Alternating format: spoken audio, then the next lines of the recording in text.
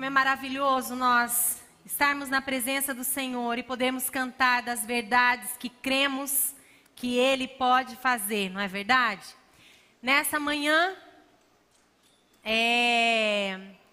eu quero falar um pouquinho sobre lidando com a dor. E todos nós sabemos que nós temos muitas coisas, enfrentamos muitas dificuldades, né? Muitas vezes enfrentamos sofrimentos, adversidades, lutas, perdas, luto, tantas coisas nós podemos enfrentar. E o mais importante é como nós iremos passar por esses momentos do que propriamente outra coisa. Porque eu creio que sim, dores, sofrimentos nos fazem crescer como pessoa, nos fazem crescer na fé, nos fazem mudar assim e ter experiências tremendas e profundas com Deus. Então, eu gostaria nessa manhã de falar um pouquinho com você sobre lidando com a dor. Queria que você deixasse a sua Bíblia aberta no texto de Segundo livro de Reis, capítulo 4, a partir do versículo 8. Eu quero que você acredite que eu li esse texto e eu vou contar para você essa história, porque o texto é longo e eu acredito que eu vou contar a história mais rápido para a gente poder depois ir trabalhando esse texto sem precisar lê-lo. Eu vou ler alguns trechos e alguns versículos durante a palavra. Mas acontece que Eliseu, quando ia para Sunem, ali havia uma mulher que sempre o recebia na sua casa e fazia uma comida, uma janta, um jantar, um almoço, algo, recebia ele para alimentação ali na sua casa. Fez isso algumas vezes e depois essa mulher conversou com seu marido e disse: olha, vamos fazer também um quarto para ele, para receber Eliseu aqui em nossa casa. E fizeram assim, fizeram o quarto, colocaram ali uma cama, uma mesa, uma lamparina, para que ele pudesse, quando estivesse com eles, estar ali e descansar. Eliseu ficou muito comovido com aquela atitude dela e disse para Geazi que andava com ele: olha, vá até a sunamita e pergunta para ela o que nós podemos fazer por ela. E a sunamita falou assim: olha, não tem nada, eu não tenho necessidade de nada, eu não preciso de nada. E Geazi foi dizer então a Eliseu: olha, ela disse que não precisa de nada, mas eu vejo que o seu marido já é velho e ela não tem filhos. Então, Eliseu manda chamar a mulher e diz: olha, daqui a 1 ano você vai ter um filho nos seus braços. E foi assim que aconteceu. Depois aquele menino cresceu e um dia o pai daquele menino estava na plantação fazendo a colheita e aquele menino foi ter com ele e teve uma forte dor de cabeça, começou a gritar ali e o pai então falou para um dos empregados: pegue o menino, leve até a mãe, entregue a mãe. E foi assim que aquele empregado fez. A mãe pegou o menino, ficou com o menino no colo até o meio-dia. A palavra diz que ele morreu. E depois disso a história vai, a mulher pega uma jumenta, vai até o Monte Carmelo onde Eliseu está e ali vem com ele e Eliseu ora e então o menino ressuscita. Essa é a história que vai dar base para essa palavra de hoje. Porque eu creio que nós podemos aprender muito com a sunamita de como nós podemos lidar com a dor. Quem era a sunamita? É uma mulher que nós não sabemos nem o seu nome. Né? Nós a tratamos como a sunamita, a mulher de Sunem. Sabemos que ela era uma mulher rica, vemos isso no versículo 8, você pode acompanhar aí na sua palavra. Que ela era uma mulher generosa também, no versículo 8 e 10 vemos isso. Ela fazia as refeições para receber Eliseu. Ela também depois faz o quarto, ela é muito hospitaleira. Sunamita recebe ali. Ela era uma mulher que desejava ter a presença de Deus em sua casa. Sim, a figura do profeta figurava a presença de Deus. Então o desejo de ela estar, a palavra diz, que ela o trata como um homem de Deus, o fato dela querer a presença dele ali na sua casa, ela queria a presença do próprio Deus ali com ela. Ela tinha um coração de serva, sim, um coração em contentamento. Como nós podemos ver isso? Sim, ela vivenciava ali numa época, num tempo, onde ter um filho era algo muito importante. E não ter um filho era algo até mesmo que era considerado uma maldição. E vemos que ela não faz barganha, ela não faz troca, ela simplesmente serve, ela gosta de servir. Tanto é que quando Eliseu pergunta, olha, o que nós podemos fazer por você, o que nós podemos fazer para abençoá-la? Ela diz, de nada eu tenho falta. Isso mostra o coração dela pronto em servir, pronto em não querer barganhar simplesmente. Olha, eu quero um homem de Deus. Talvez quantos de nós, né? Quando nós sabemos e quando nós nos encontramos com pessoas tremendamente usadas por Deus, nós não queremos, às vezes nós não queremos nem sair sem a pessoa orar pela gente, não é verdade? A gente quer que aquela pessoa ore pela gente ali, a gente não quer que, se a gente recebe na nossa casa, a gente não quer nem que a pessoa saia dali sem fazer uma oração por nós. A gente sabe que Eliseu era alguém que estava debaixo de uma mentoria de Elias, alguém que foi tremendamente usado. Eliseu era alguém que tinha em si uma unção de inclusive porção dobrada. Sabemos que todos os milagres que Elias fez, Eliseu fez de forma de 2 vezes mais. Então, a Sunamita não é alguém que se aproveita disso, que quer simplesmente receber. Ela tinha um coração em contentamento e um coração de servo. E é alguém que pode muito a nos ensinar. Sabe, são muitas as causas que podem nos levar a sofrimentos. Sofremos porque pessoas nos impõem sofrimentos, às vezes sofremos por causa de outras pessoas, né? Pelas vezes em consequência de alguém no trânsito, sofremos pelas nossas decisões erradas. Sim, muitas vezes nós fazemos coisas sem consultar a Deus e sofremos a causa disso. Sofremos porque temos um inimigo que está ali ao derredor, bramando como um leão e que muitas vezes quer nos matar, roubar e destruir, como é aquilo que é próprio dele. Sofremos por causa do pecado. São tantas as coisas que podem nos levar ao sofrimento, à dor. Mas com a Sunamita nós podemos aprender como a lidar com a dor. E a primeira atitude que eu olho no texto aqui está lá no capítulo 21 e diz: e subiu ela e o deitou sobre a cama do homem de Deus e fechou a porta e saiu. A primeira atitude, olhe para Deus. Repita comigo. Mais forte, irmãos. Olhe. Tenha uma atitude de dependência. Nós precisamos tirar os olhos do problema. Todas as vezes que nós estamos enfrentando alguma coisa difícil, é natural que nós coloquemos os nossos olhos para o problema. Só que todas as vezes que nós colocamos os olhos ali no problema, a gente perde a visão maior de quem é Deus e de quão poderoso Ele é. Nós temos um Deus que nós dizemos e falamos todas as vezes, Ele é onisciente, Ele é onipresente, Ele é onipotente, Ele vê todas as coisas, Ele está conosco e Ele pode todas as coisas. Então nós não podemos nos acuar. Eu lembro do menino, um menino pequenininho, a história desse menino que chegou perto do pai e disse assim: pai, qual é o tamanho de Deus? E o pai não estava esperando aquela pergunta, viu um avião passando falando: filho, você está vendo o avião? E ele: sim, pai. Aquele avião é grande ou é pequeno? Aí o filho olhou e falou: ah, pai, o avião é pequeno.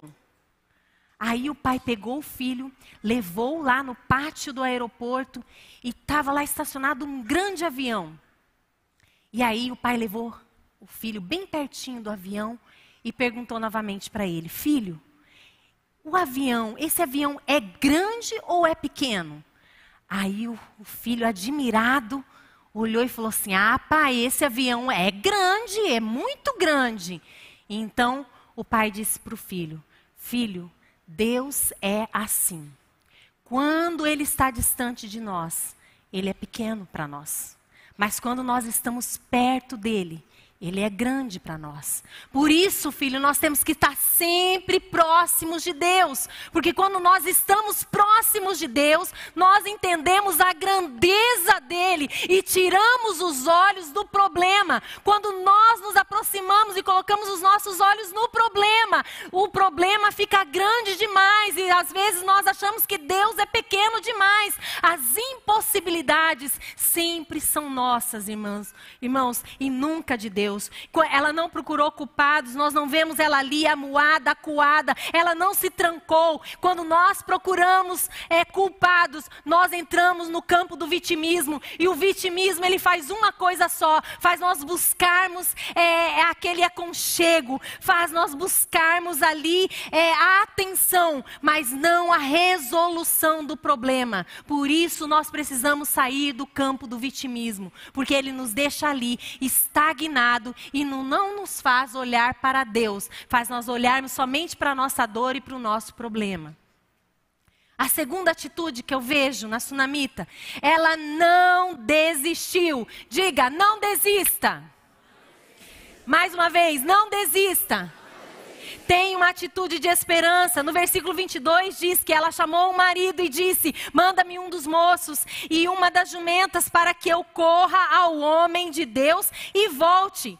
Sabe, mesmo parecendo difícil, algo que nós estamos enfrentando, não podemos desistir. Às vezes nós temos a facilidade de dizer para o outro sobre Deus.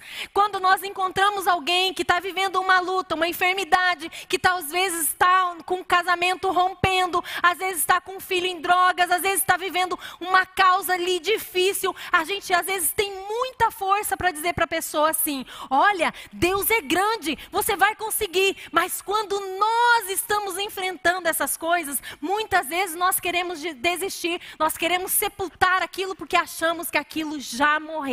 E não é assim. Nós precisamos ter esperança. E esperança é aquela luz que a gente mantém acesa no meio da escuridão. A gente não pode perder. A palavra diz: portanto, que o Deus da esperança vos abençoe plenamente, com toda alegria e paz, à medida da vossa fé. Nós precisamos manter a esperança acesa, para que transbordeis de esperança pelo poder do Espírito Santo. Não desistir, não podemos desistir. Sim, com certeza ela teve medo, com certeza ela teve aflição.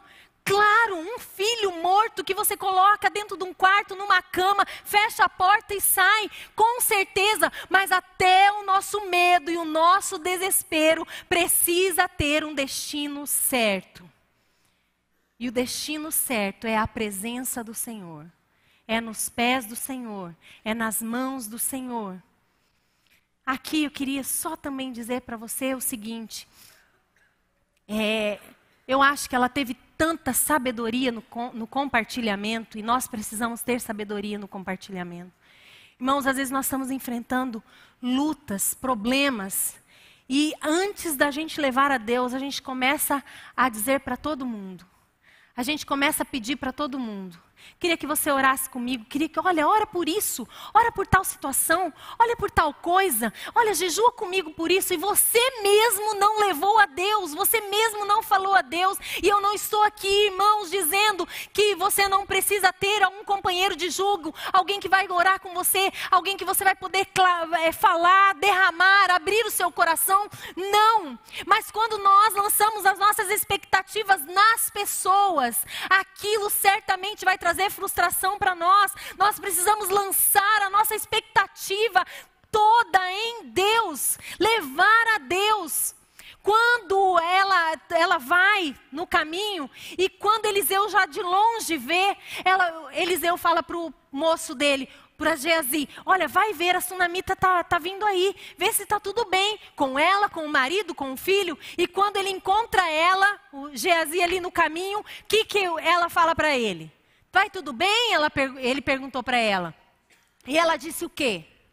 Vai tudo bem. Sabe por quê? Porque ela sabia que ele não poderia resolver o seu problema. Ela estava focada em levar o problema a quem poderia resolver o problema para ela. O problema é que muitas vezes nós levamos a nossa situação, a nossa dor, o nosso sofrimento, a tudo aquilo que está nos envolvendo para todo mundo e não levamos para a pessoa certa, que é Deus. Nós precisamos ter sabedoria nisso, irmãos. Nós precisamos levar para quem realmente tem o poder de fazer. Sim, aquilo que está nas nossas possibilidades, a gente precisa fazer. E foi o que ela fez. O que ela podia fazer? Colocar o menino lá, fechar a porta, chamar ali um moço, pegar um jumento e então partir. É o que ela podia fazer. Muitas vezes nós precisamos fazer aquilo que nós podemos fazer e colocar nas mãos de Deus aquilo que só Ele pode fazer, não na mão das pessoas. E quero frisar mais uma vez que não estou dizendo aqui, irmãos, que não é para nós não compartilharmos com as pessoas. Não. Mas o foco, a nossa direção, precisa ser levado primeiramente a Deus. Não fale a ninguém antes de ter falado para Deus daquilo que você precisa, necessita, aquilo que aflige o seu coração, aquilo que traz ansiedade, dor e medo a você. Terceira atitude, enfrente o caminho. Vamos dizer? Enfrente o caminho, tenha uma atitude de perseverança. O versículo 25 diz que ela partiu e foi ao homem de Deus, ao Monte Carmelo. E sucedeu que vendo ele, aquilo que eu já disse, Eliseu vendo ela de longe, já mandou que Geazi fosse encontrá-lo. Sabe, ela foi corajosa, perseverante. O processo é o primeiro milagre que nós precisamos receber. Fazer o processo. Ela viveu ali. Muitas vezes nós queremos chegar em algum lugar sem viver aquele caminho ali, sem ter todo o envolvimento daquilo que é o caminho, sem ser trabalhado. Aquele caminho ali, da onde ela estava até o Monte Carmelo, dá em torno de uns 30 quilômetros, não sabemos ao certo, mas não foi ali, olha, ela não se virou e simplesmente falou, olha, e conversou, não, ela precisou fazer um caminho. Ela precisou fazer todo aquele trecho. Com certeza, um trecho cansativo, cheio de pedras, duro.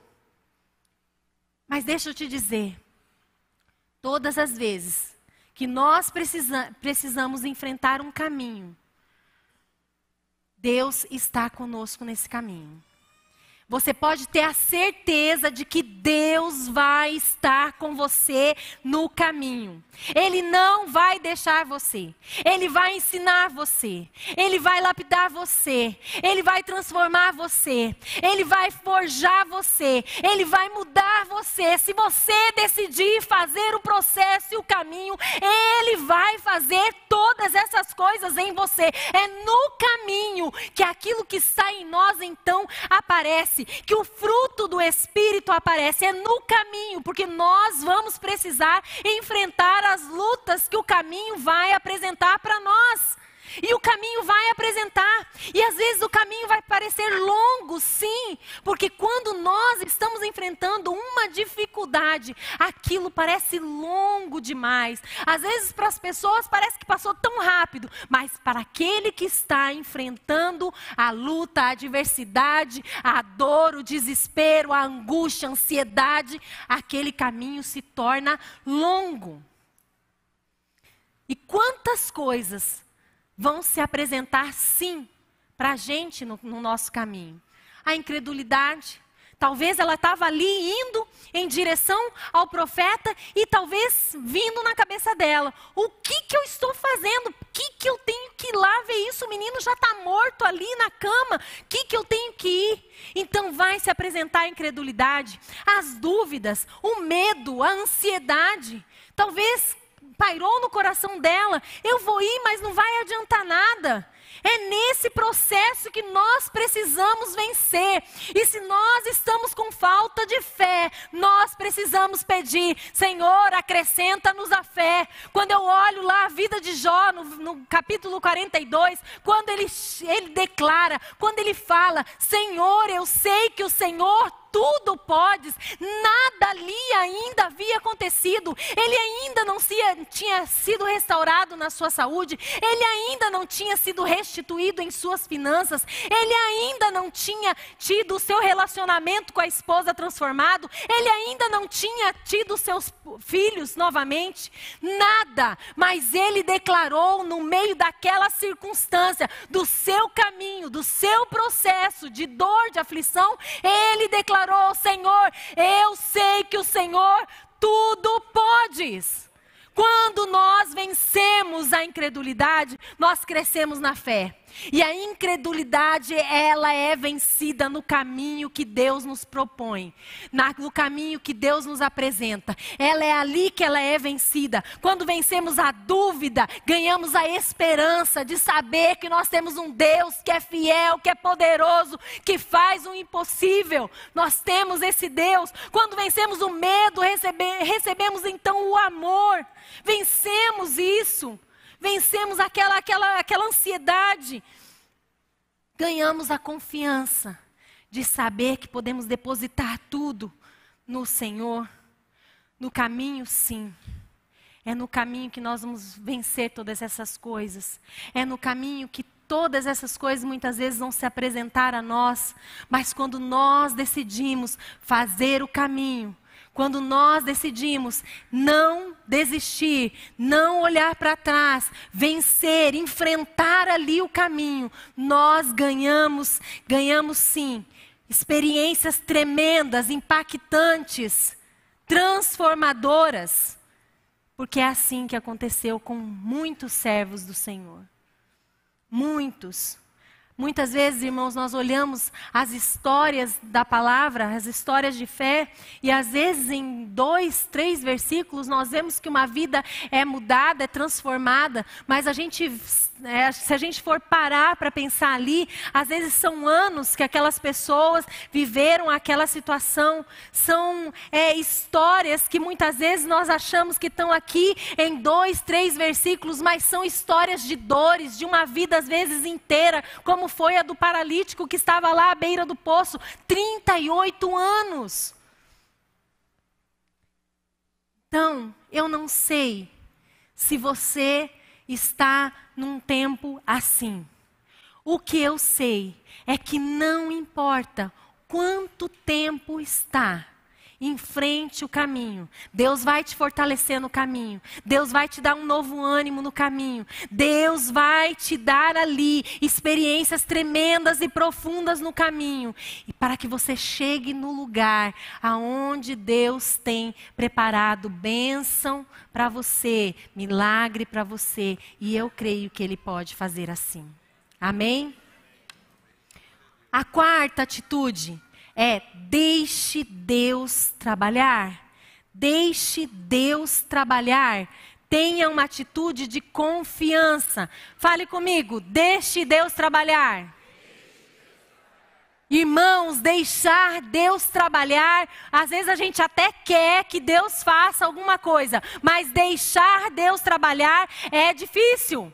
A gente não quer, a gente quer do nosso jeitinho, a gente quer que Deus faça da maneira como nós pensamos, idealizamos, ou talvez da maneira como a gente viu Deus fazer na vida do outro, na vida da irmã, na vida da Maria, na vida do João. A gente já viu Deus fazer daquele jeito na vida da pessoa, então a gente acha e crê que Deus tem que fazer daquele jeito na nossa vida, e Deus não está numa caixinha, irmãos.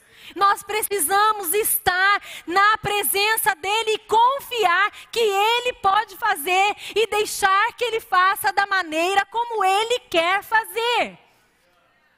A palavra de Deus diz, no versículo 32, que, e chegando Eliseu àquela casa, eis que o menino jazia morto sobre a cama. O 33 diz, então entrou ele, fechou a porta sobre eles ambos e orou ao Senhor.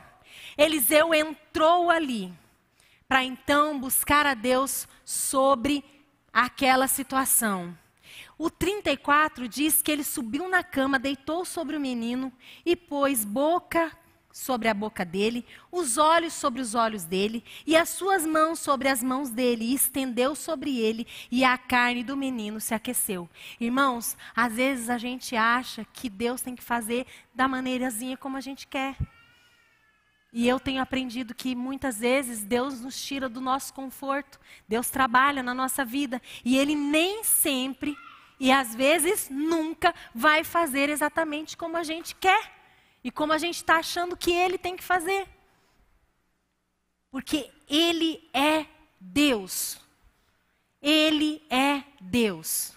E se nós cremos, se nós confiamos, nós precisamos deixar Deus agir da maneira como Ele quer.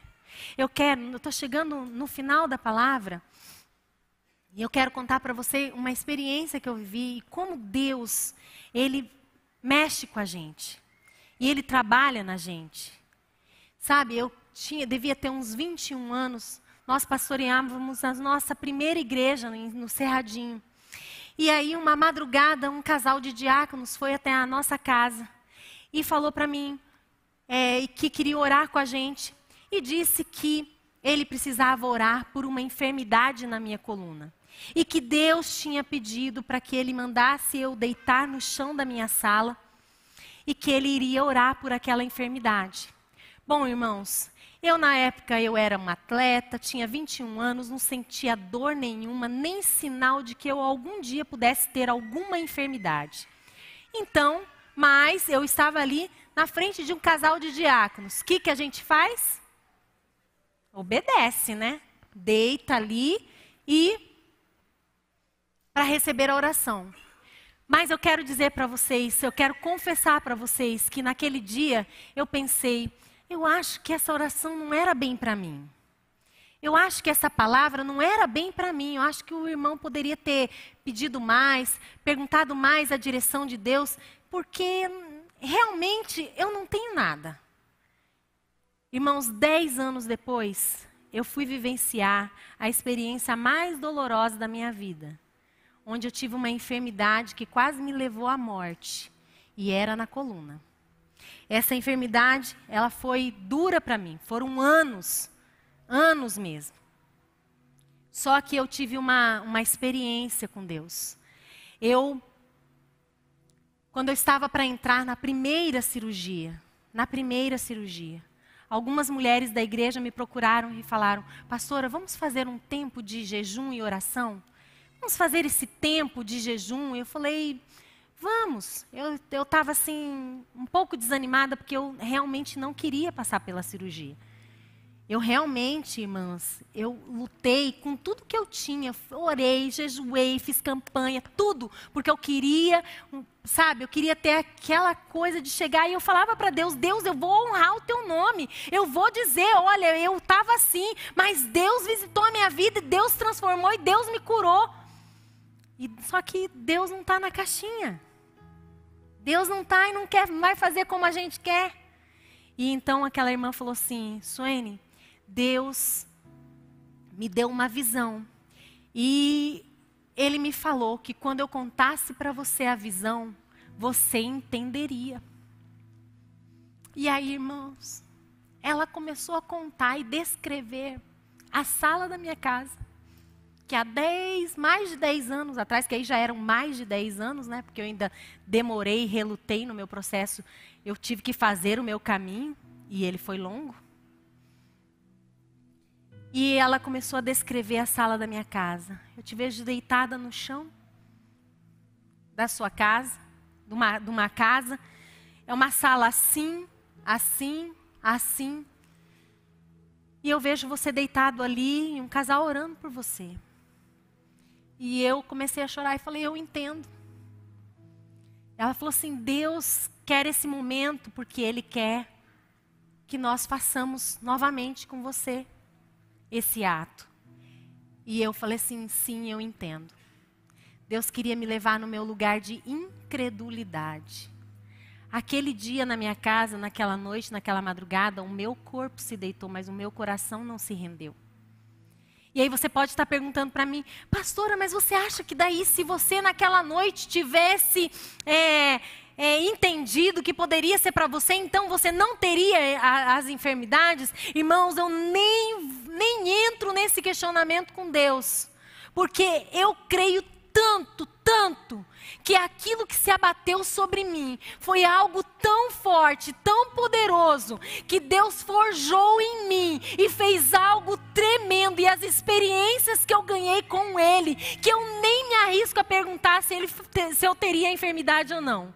Hoje, eu olhando para trás, eu falo, essa enfermidade, ela me levou para um lugar em Deus que eu não conhecia.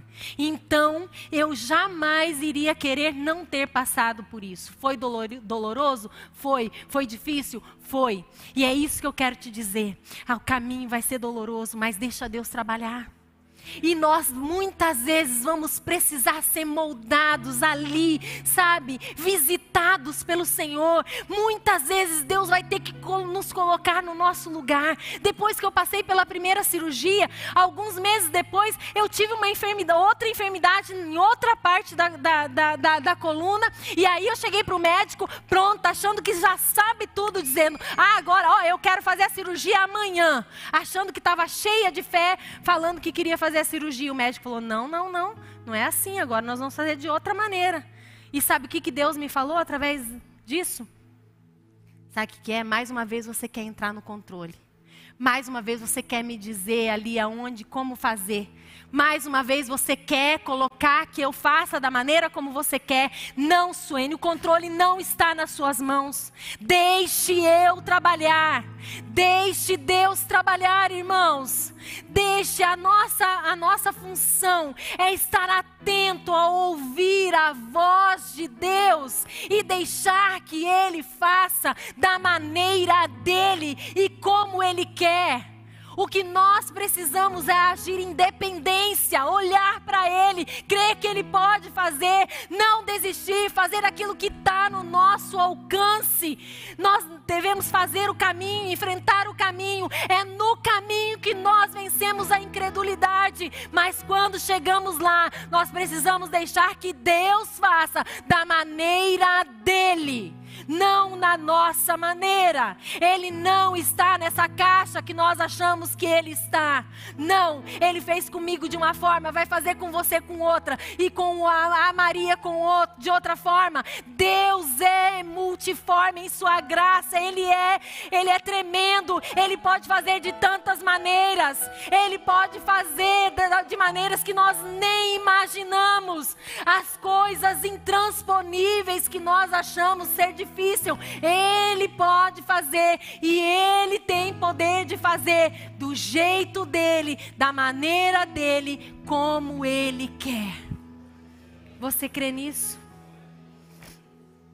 Sabe, há desejos, necessidades que só podem ser resolvidas em Deus. A sunamita, ela já tinha recebido um não de Deus. Porque não ter um filho é receber um não de Deus, principalmente naquela época.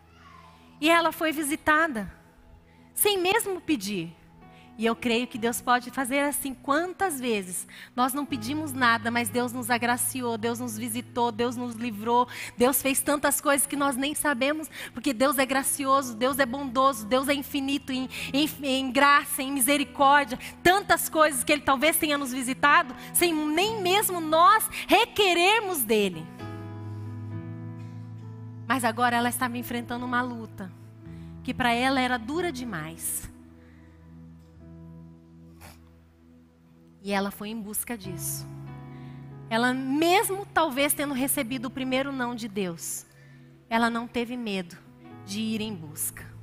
Às vezes, quando a gente, não vê a situação se movendo, às vezes a gente não quer ir em busca, porque a gente não quer receber um não. Mas saiba, não tenha medo de receber um não de Deus. Busque em fé aquilo que você precisa buscar. Porque quando Deus dá um não para a gente, saiba que Ele ainda tem um melhor. Todas as coisas cooperam para o bem daqueles que amam a Deus. Se Deus te der um não, saiba, é porque aquele não é melhor para você.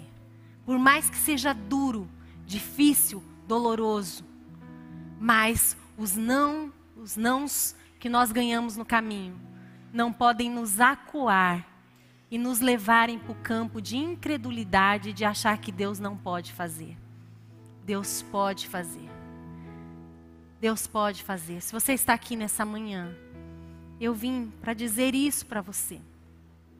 Sabe, nós já cantamos que Ele é o Deus do impossível. Nós já cantamos nessa manhã que Ele não falha. Nós já cantamos que Ele pode fazer outra vez, sim. Quantas vezes nós precisamos e dependemos de Deus para fazer as coisas. Eu sei que você sabe, mas quando eu estava falando essa palavra, quando eu estava preparando essa palavra, eu comecei a olhar e falar, e eu comecei a falar para mim mesma, porque a gente precisa, como a gente precisa do Senhor, em cada detalhe da nossa vida, em cada passo da nossa vida, como nós precisamos dEle. Nós somos dependentes dEle. E eu sei que você sabe, mas eu quero te lembrar, Ele é a paz na guerra. Ele é a luz na escuridão. Ele é a porta ali onde você acha que já não tem, é um beco sem saída. Ele é a porta que você precisa para passar, para entrar. Ele é um manancial no deserto. A palavra de Deus diz lá no Salmo 84, mesmo quando está ali em sequidão, Deus pode fazer brotar, jorrar um manancial, mesmo naquele lugar de sequidão. Ele é a cura, sim, na enfermidade. Talvez você adentrou aqui, você recebeu uma palavra, sabe? Você recebeu algo, um diagnóstico que não é bom. Depois que eu fiz a minha 3ª cirurgia, dentro do consultório, o médico disse, Suene, não tem, é uma sequela, não tem jeito, é uma sequela. Nós vamos ter que trabalhar, lidar com essa sequela, mas é uma sequela. Eu saí dali arrasada, irmãos, e 1 ano depois eu fui visitada. Eu fui visitada pelo Senhor. E Ele me deu uma cura, sim, tremenda, poderosa. Porque Ele pode fazer. Ele pode. Ele é a cura na enfermidade que você precisa. Quando nada mais pode ser resolvido. Quando ninguém mais pode pôr a mão. Ele é essa cura. Sabe, está bagunçado, está desajustado. Ele pode colocar a ordem nesse caos que muitas vezes está aí. Às vezes é algo interno que nós não estamos sabendo lidar. A mão do Senhor pode alcançar, pode te visitar. Eu queria orar com você. Eu queria que nós vamos cantar uma música agora. E eu queria te desafiar a olhar para Jesus. Olhe para Ele, dependa dEle. Não desista. Tem algo difícil, não desista da sua casa, não desista do seu casamento, não desista do seu relacionamento, não desista do seu filho. Semana passada a gente estava falando numa conferência de famílias, eu falei, gente, nós não temos mais aqueles testemunhos de pessoas falando, olha, eu orei 30 anos pelo meu casamento, pela conversão, e eu recebi de volta. Não temos, porque nós somos essa geração que não quer dobrar o joelho e esperar. Nós queremos algo imediato, e muitas vezes Deus vai fazer no tempo dele, não é no nosso tempo. Então, não podemos desistir. Nós precisamos nos voltar para Deus, confiar que Ele pode fazer, crer que no nome de Jesus, sim, aquilo que é intransponível, aquilo que é difícil demais, pode ser revertido. Nós precisamos crer nisso.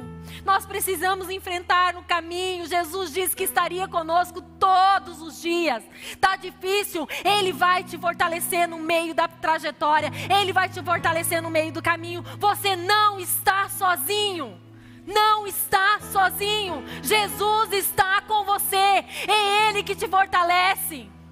E eu queria que nessa manhã nós clamássemos sim o nome dEle, porque não há outro nome a quem nós devemos clamar, não há outros pés a quem nós temos que nos derramar, não há, é nos pés de Jesus, é o nome dEle, e é no nome dEle que é poderoso, e a palavra diz que é um nome que está acima de todo nome, é nesse nome poderoso que nós podemos nos derramar, confiar, depender e saber que Ele pode fazer.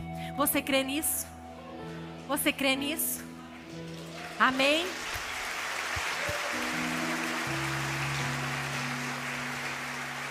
O seu nome é poderoso. Nós vamos clamar isso agora. Enquanto nós clamamos, enquanto nós cantamos a primeira parte dessa música, eu queria que você fosse falando com Deus aí. Salomão diz que a esperança que se adia faz adoecer o coração. Sabe o que é isso? Quando faz muito tempo que você espera algo de Deus, você às vezes acha que você não vai receber mais e o coração fica adoecido. E eu quero, nessa manhã, te dizer que você pode colocar em Deus a sua expectativa. Não é e não é no nosso tempo. E não é como, porque a palavra diz que nós recebemos segundo a sua vontade. E a sua vontade é boa, é perfeita e agradável.